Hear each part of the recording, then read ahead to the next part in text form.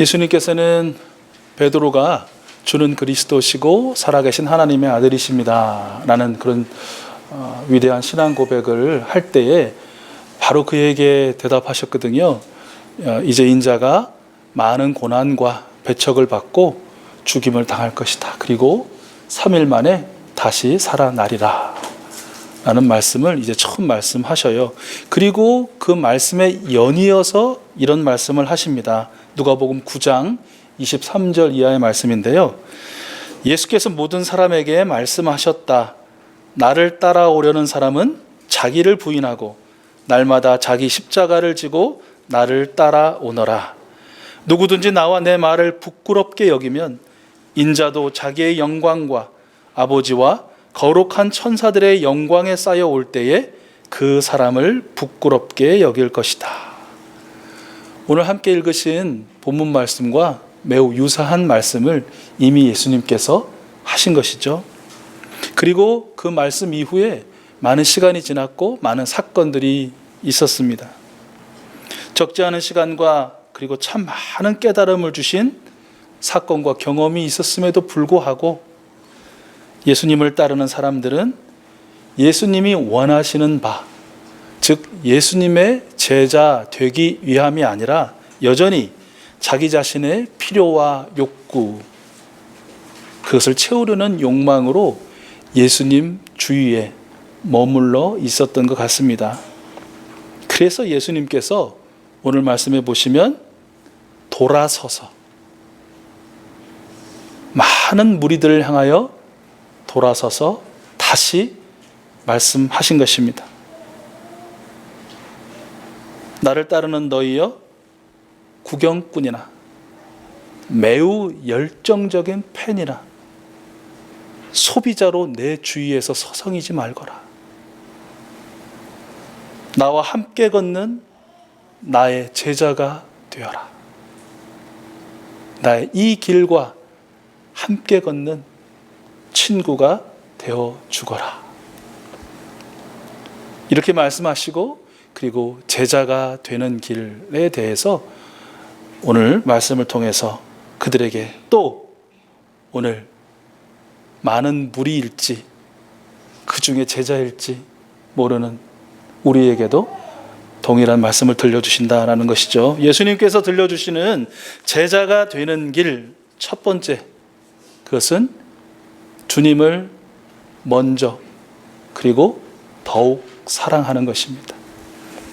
우리 함께 읽으셨지만 26절 말씀을 다시 한번 우리 한 목소리로 읽어볼까요? 26절입니다. 시작.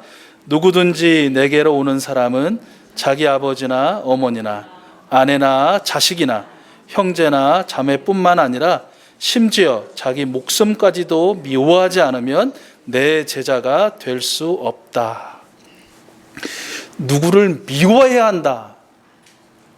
이 예수님의 말씀은 온 세상을 창조하시고 또 그 모든 생명을 사랑하시는 하나님의 아들로서는 매우 부적절한 표현으로 들립니다.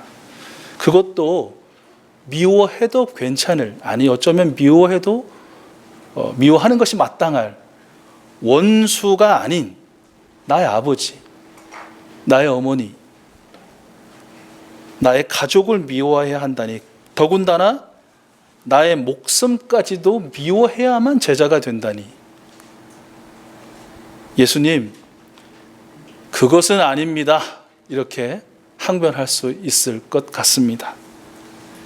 그런데 말씀에서의 미워하다는 단어, 이 단어에 숨겨진 의미가 무엇인가라는 것은 마태복음 10장 37절의 말씀과 비교해서 보면 좀 또렷하게 드러납니다.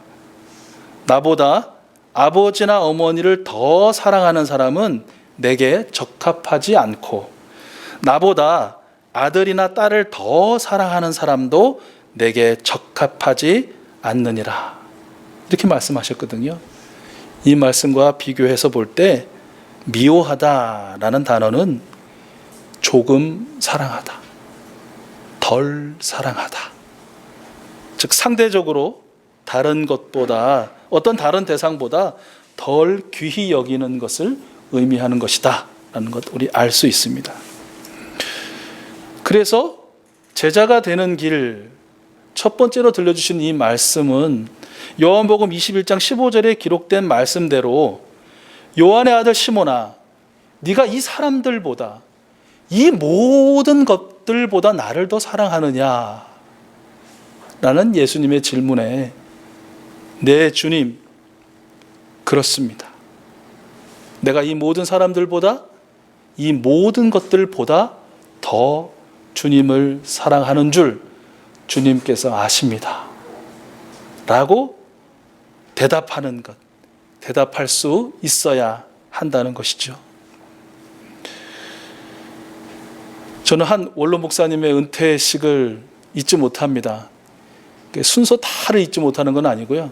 어떤 한 장면을 잊지 못하는데, 그 은퇴식순 이제 말미에 그 교회를 30년 이상 이제 목회하시고 은퇴하시면서 이제 감사 말씀을 전하시는 시간이었거든요. 이 목사님께서 이제 여러 말씀 중에 이 말씀을 하시는 거예요. 제가 지난 수십 년 동안의 목회 가운데 정말 미안한 두 사람이 있다. 콕 집어서 말씀하시는 거예요. 그 두 사람은 바로 나의 아내와 내 하나뿐인 아들이다. 이렇게 말씀하시더라고요. 근데 그 말씀을 하시자마자 제가 한 6년, 7년 가까이 있었던, 또 함께 이렇게 보좌했던 분이니까 즉각적으로 사모님을 향해서 제가 눈을 돌렸습니다. 눈물 닦고 계시더라고요. 조용히. 그리고 제가 그 모습을 보고 바로 다시 강단에 있는 그 목사님을 향해서 시선을 돌렸습니다. 그리고 이렇게 생각했습니다. 아니, 어떻게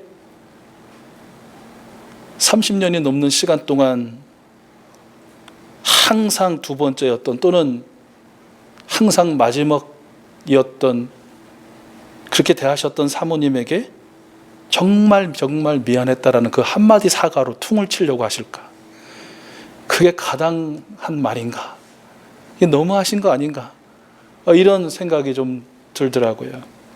사모님이 천식으로 늘 산소통 없이는 살 수 없었던 분이었던 것을 기억하면 더더욱 그 목사님을 향한 원망의 마음이랄까요? 좀 마음이 많이 어려웠습니다. 그런데 사모님은 적어도 제가 또는 제 주변에서 그 목사님을 원망하는 소리, 말씀, 항상 마지막 순서였던 당신의 차례에 대한, 일들에 대한 이야기를 하신 적이 없습니다. 그저 늘 인자하신 어머니였고 자비로우신 할머니였습니다. 모두를 따뜻하게 감싸 안으시는 그런 분이셨습니다. 저는 그 두 분의 속속들이 삶을 비록 가까이 모셨고 또 함께 지내긴 했지만 알 수는 없습니다. 그 세월 동안 어떤 일이 있었는지 잘은 알지 못합니다. 그저 아주 부분적으로만 알죠. 그런데 실제로 정말 미루어 짐작컨대 그 긴 세월 동안 목사님과 사모님 두 분에게 확실한 것, 분명한 것 한 가지는 이것인 것 같습니다. 두 분은 두 분의 방식대로 서로를 사랑하셨습니다. 그러나 두 분을 위한 서로의 사랑보다 두 분은 주님을 더욱 사랑하셨습니다. 반문이 드실 수도 있어요. 주님을 사랑했다고는 하지만 또 그걸 속속들이 따지고 보면 결국 일을 사랑한 거 아니냐, 어떤 성과를 사랑한 거 아니냐, 명예를 사랑한 거 아니냐, 어떤 자기 자신을 사랑하는 거 아니냐는 여기서 논하지 않도록 하겠습니다. 그때 그 시절 그분대로 방식으로서는 주님을 더욱 사랑했습니다. 그리고 오늘도 마찬가지인 것 같습니다. 오늘도 오늘날의 목회자나 우리 성도님들이나 모두는 허락하신 모든 사람들과 베풀어 주신 모든 것들을 좋아하고 사랑하나 주님을 더욱 사랑하는 그런 방식의 삶을 살아내고 있다고 저는 믿습니다. 주님이냐 나냐 선택하라. 주님이냐 나냐 선택하라. 이 나냐라고 묻는 대상은 사람일 수도 있습니다. 아내일 수도 있고 남편일 수도 있고요. 자식들일 수도 있습니다. 그렇게 주님이 더 중요해요? 더 사랑해요? 저 아니에요? 저 아니고서 주님이 어디 있어요? 나 아니고서 주님은 거짓말 아니에요? 라고 묻는 소리들이 많이 있습니다. 사실 주님이냐 나냐라고 했을 때 그 나는 실제 나가 제일 많을 수도 있습니다. 네 자신을 사랑하지 않으면서 어떻게 주님을 사랑한다고 말하느냐라는 소리도 종종 들릴 수 있습니다.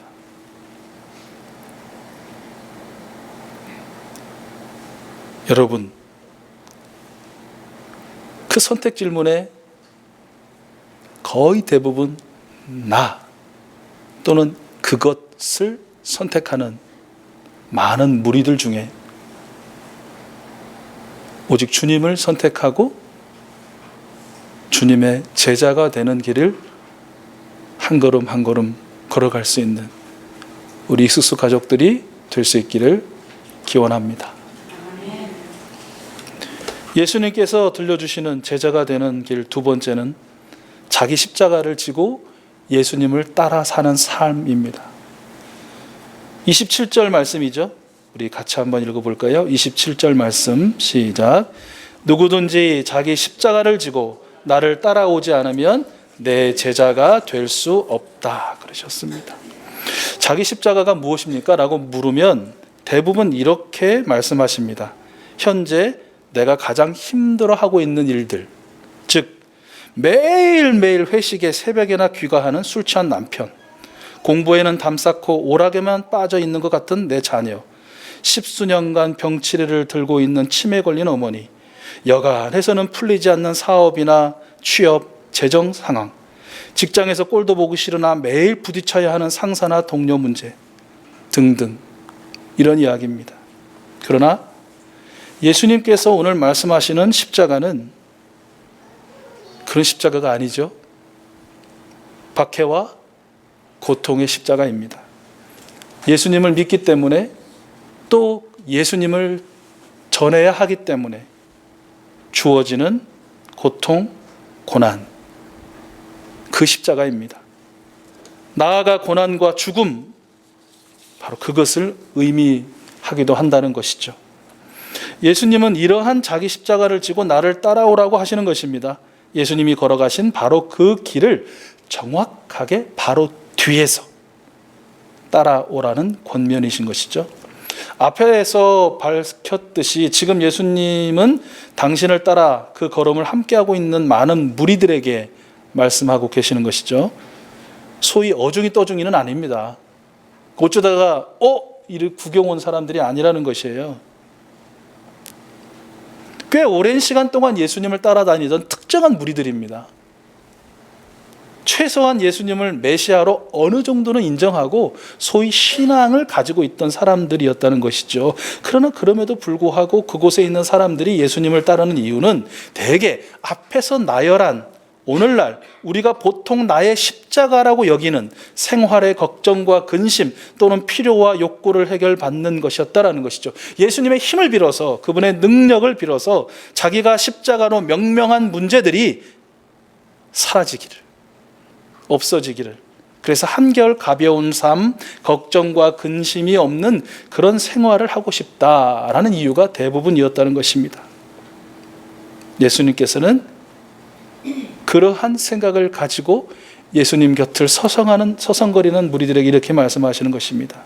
나를 따른다는 것은 이런 의미이다. 나의 제자로 산다는 것은 이런 삶이다.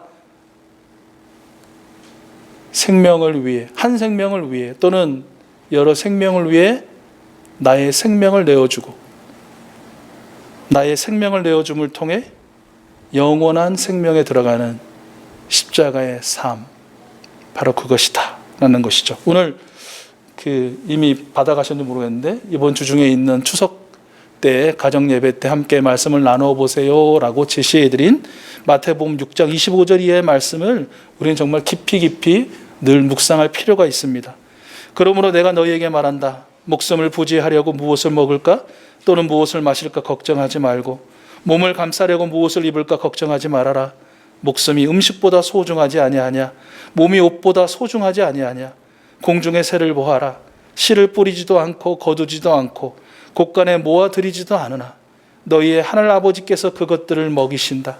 너희는 새보다 귀하지 아니하냐? 너희 가운데서 누가 걱정을 해서 자기 수명을 한순간인들 누릴 수 있느냐? 어찌하여 너희는 옷 걱정을 하느냐? 들의 백합화가 어떻게 자라는가 살펴보아라. 수고도 하지 않고 길쌈도 하지 않는다.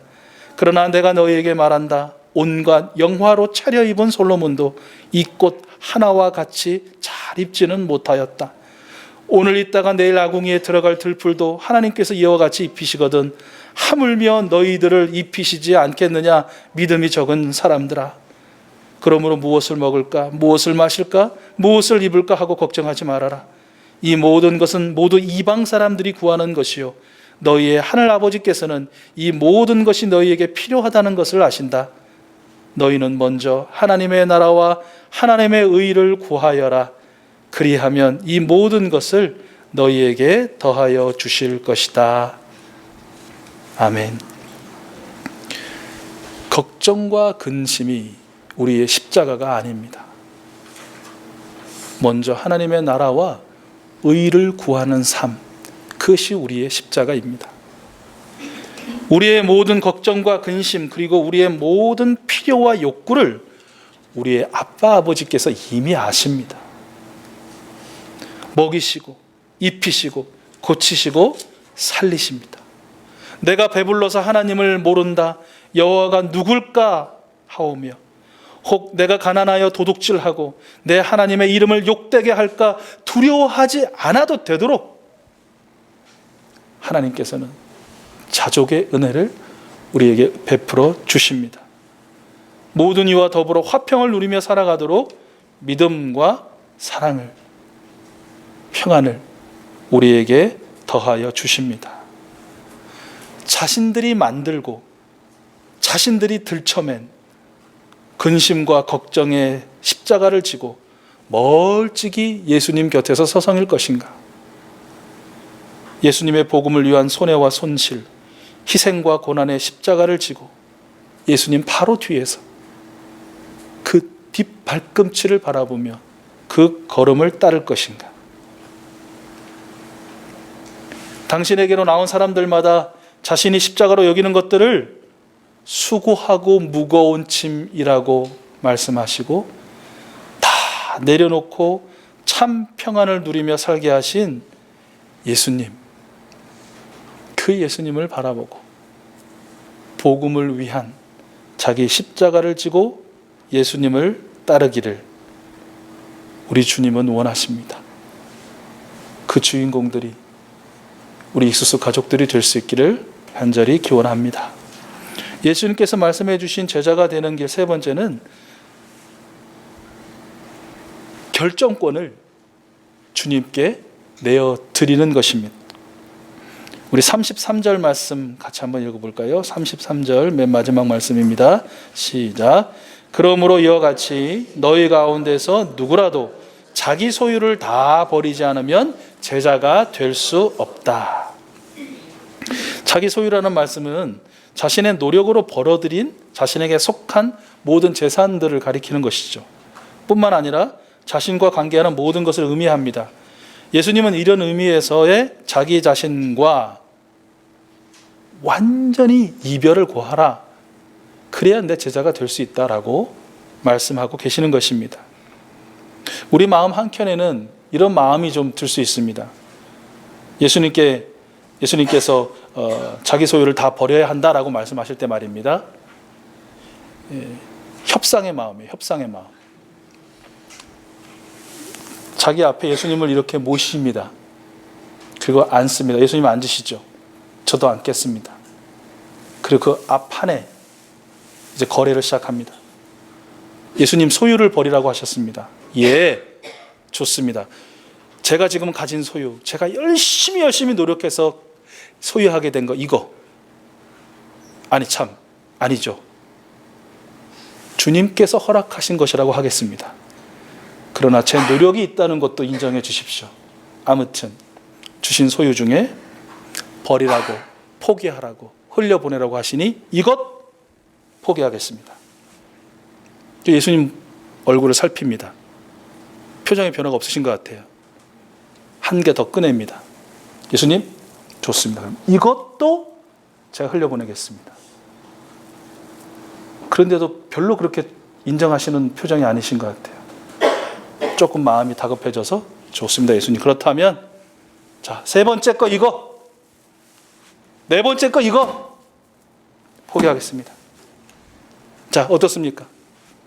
이 정도면 자기 포기, 자기 소유 흘려보내는 것 맞지 않습니까? 라는 것이죠. 우리에게는 보통 공통적으로 포기가 안 되는 그 무엇이 있는 것 같고요. 또 어떤 사람에게는 쉽게 포기되는 것이, 나에게는 절대로 포기할 수 없는 어떤 상대적으로 소중하게 여기는 그래서 절대 포기하는 것들이 있는 것 같습니다. 여러분, 우리가 일반적으로 공통적으로 다 포기하고 흘려보내고 뭐 다 넘겨도 이것만큼은 안 돼요라고 할 수 있는 것이 무엇이 있을까요? 또 여러분에게 있어서 내 앞에 계신 주님께서 너의 소유를 포기하라 라고 하셨을 때 다 가지가지 다 포기 10가지 100가지 포기하지만 끝까지 포기하지 못할 것 같은, 이것만큼은 내가 주님께도 어디에도 내놓을 수 없을 것 같은 것은 무엇입니까? 사랑이 엄마 아빠한테는 사랑일 것 같은데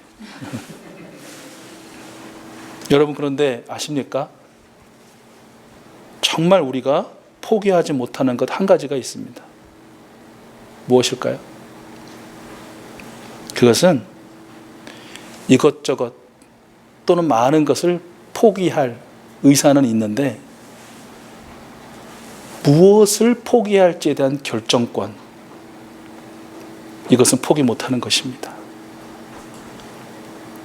우리에게 익숙한 사형리 내용식으로 이야기하면 예수님을 나의 주인으로 모셔 들었으나 여전히 그 삶의 왕자에서 그 자리에서 내려오기를 거부하는 것이죠. 하나님은 네 고향 갈대아 땅을 떠나 나를 따르라 라고 말씀하셨을 때 아브라함 물어보지 않았겠습니까? 어디로 가면 됩니까? 그러나 하나님께서는 그 대답에 답을 주지 않으셨습니다. 그 어떤 답도 성경에 기록되지 않습니다. 왜 그러셨을까?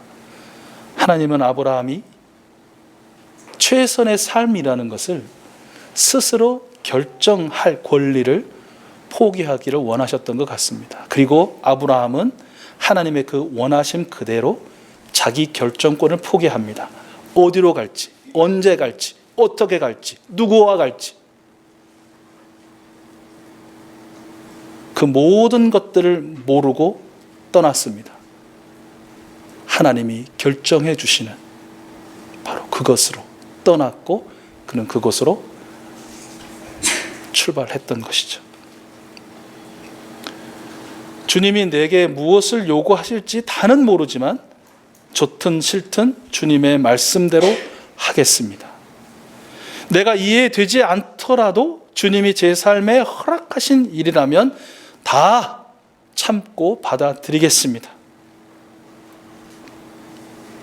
무슨 일이 닥칠지 모르지만 나는 이것만은 안다. 나는 하나님의 뜻대로 행할지 말지를 결정할 권리를 포기한다. 무조건 주님의 뜻대로 한다.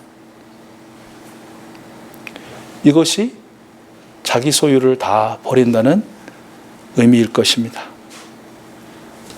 아나니아와 삽비라처럼 누가 물어보지도 않았는데 자진하여 모든 것을 다 포기하고 다 내놓았다고 고백했지만 숨겨둔 소유들이 많은 대개의 무리들 중에 모든 것이 주님께로부터 왔으니 나의 모든 것은 주님의 것입니다. 나의 모든 것을, 그리고 무엇을 포기할지에 대한 결정권까지 주님께 돌려드립니다. 이렇게 고백하고 고백에 합당한 삶을 살아내는 그 주인공이, 그 제자가 우리 익수수 가족들이 될 수 있기를 기원합니다. 말씀을 정리합니다.